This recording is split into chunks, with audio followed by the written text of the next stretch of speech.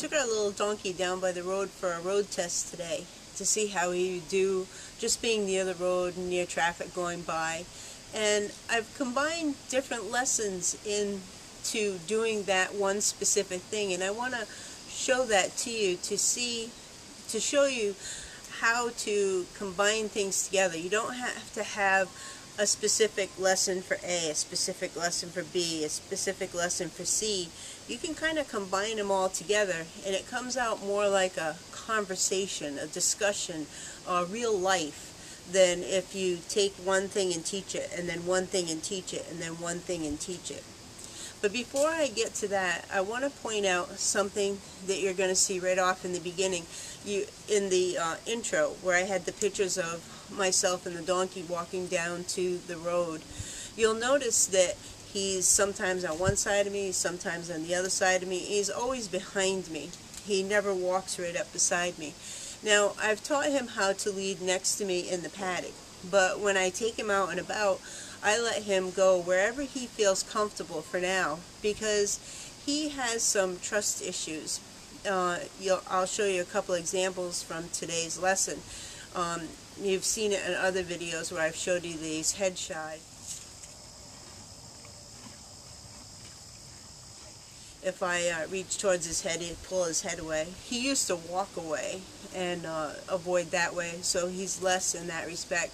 But you'll also see where I cue him to back up. He leans away from me and then backs up. Back up. Yep, good boy.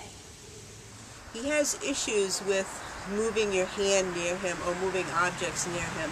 He has the same issue when I do his feet with the file. I lay the file down on the ground and then pick his feet up and then do the file. I don't walk up to him with the file, because if I walk up to him with the file, he's like, whoa, what's she doing with that? So I allow him to find his place when he's walking with me, and I don't force him to walk into a specific pattern with me until he feels comfortable.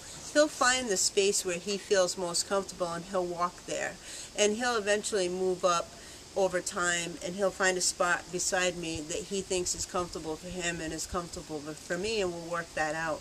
But until he comes to that realization, his own self, that nothing's going to happen to him, I let him go wherever he wants within reason when he's walking with me. And you'll see in this picture where we're walking back up, he's like directly right behind me. And it's not an accident.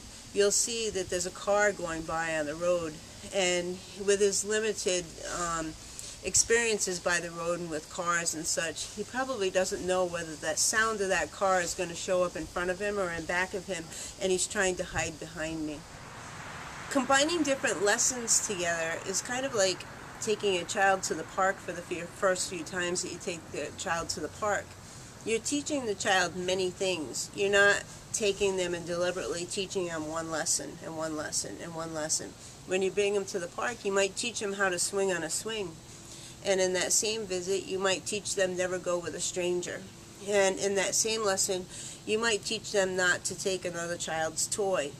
And this is how I want you to think about experiences with an equine. You're not humanizing the equine. Be sure that I'm not telling you to do that. I'm just trying to tell you to compare the two together and see that you can create that same kind of experience on the appropriate level with the animal.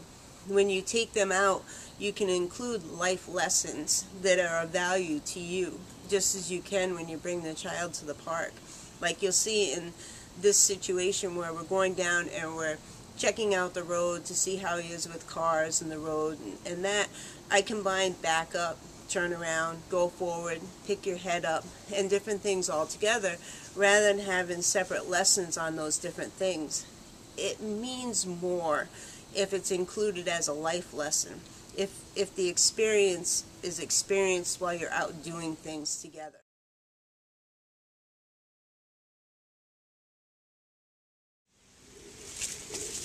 Back up. Yep, good boy. Yeah. Back up. Good boy. All right.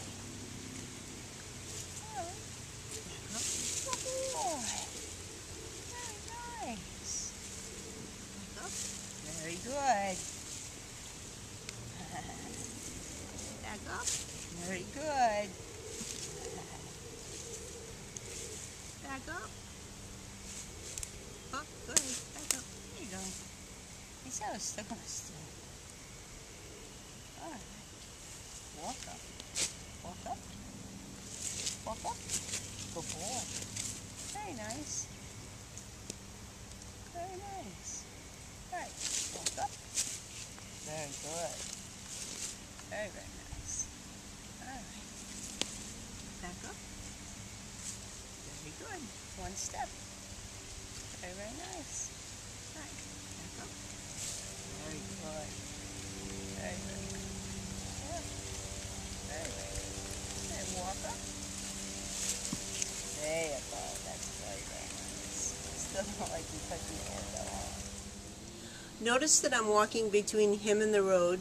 I'm giving him ample room where he can run off if he wants to. Make sure you're holding the lead rope properly, that you're not having it wrapped so that if he does pull, it's going to wrap around your hand.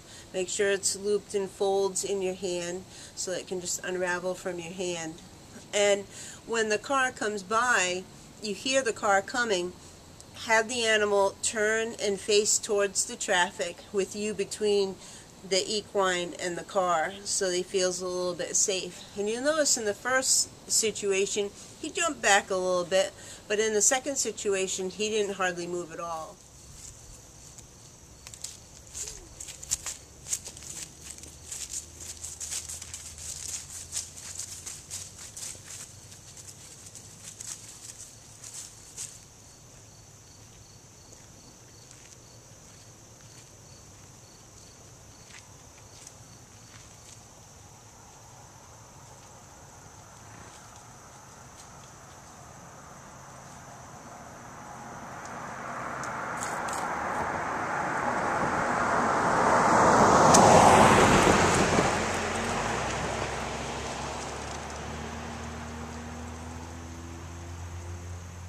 It's unfortunate that in the second situation we're so far away from the camera, but I can't do every training session based on where the camera is. But if you look real closely, you can see the outlines of us, and you can see that he really didn't hardly move at all.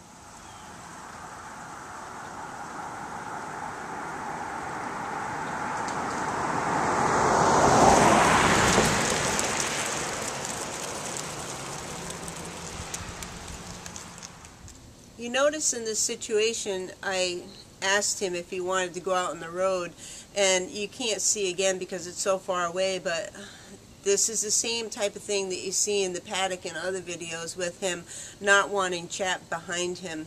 He doesn't want to attempt to go out into the road as a new experience with those barrels behind him. He really didn't want to pass those barrels, but I pushed his boundaries a little bit and had him pass the barrels because he's at the point in time where I need to start showing him that I can ask him to do things that he really doesn't want to do, and he can learn to trust that I can ask him to do these things and have him do these things, and he's going to be safe while he does them.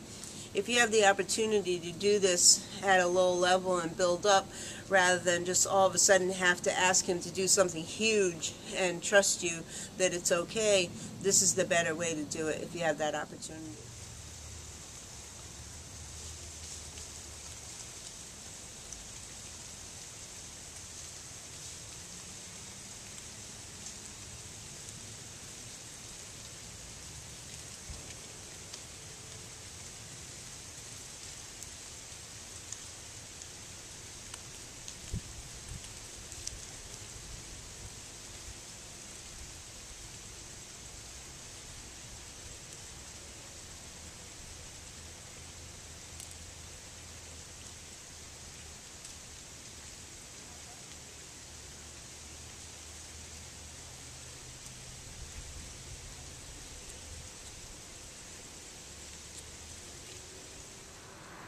This next situation, it really irritates me when I see someone out walking an equine and it's eating grass and they yank and drag him forward to get him away from the grass. They're trying to combine two things together, and it's really annoying to the equine. It really annoys me to see it.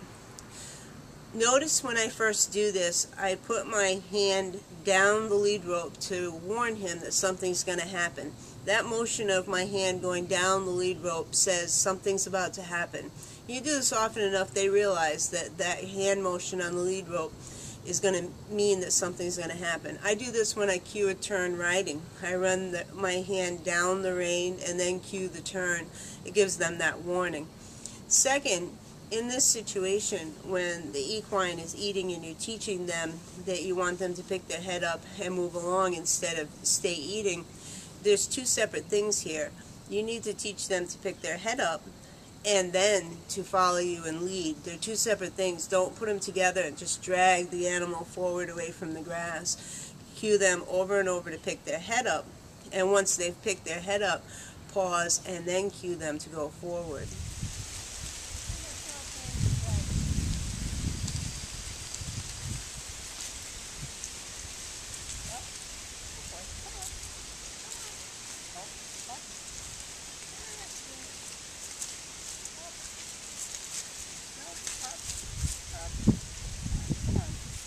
Oh, very nice. That was very nice.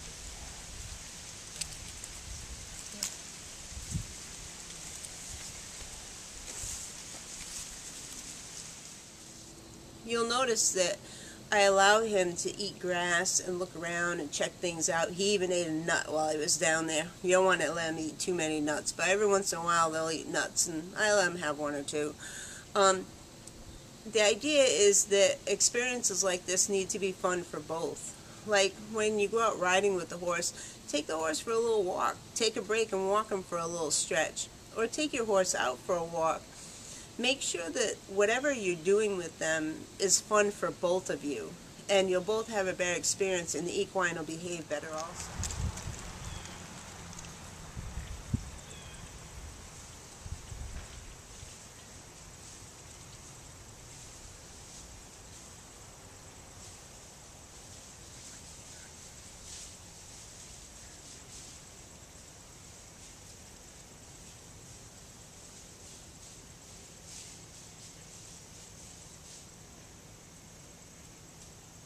I love combining lessons together like this in an experience where he's having a little bit of fun, he's learning something, and I'm learning about him, he's learning about me, and we're building a bond together, and we're trying to understand each other and see what we can do, where our boundaries are, how we fit together, how we can be friends and work together and do things together and still have fun.